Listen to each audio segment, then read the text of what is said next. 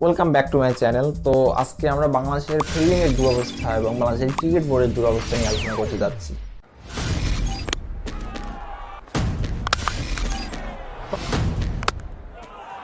তো শুরুতেই আসে বাংলাদেশের ব্যাটিং নিয়ে। আসলে প্রশ্ন হচ্ছে, বাংলাদেশের ব্যাটিং দেখে আসলে ব্যাক করতে পারে?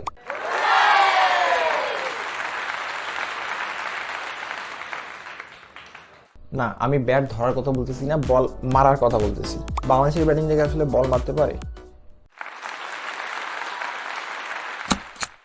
তারা এমন ভাবে বল মারে যেন ব্যাট এবং বল একে অপরকে বলতেছে, না তুমি আমার শত্রু, আমি তোমাকে ধরবো না।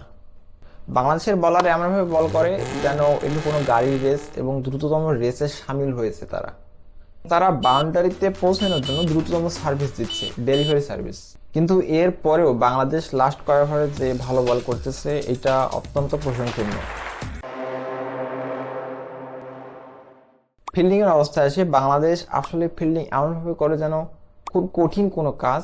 বল এমনভাবে ফসকে যায় যেন হাত হচ্ছে আপনার পানি বা তেলে ভেজা, এবং তারা সাপ ধরতে যাচ্ছে পানির মধ্যে।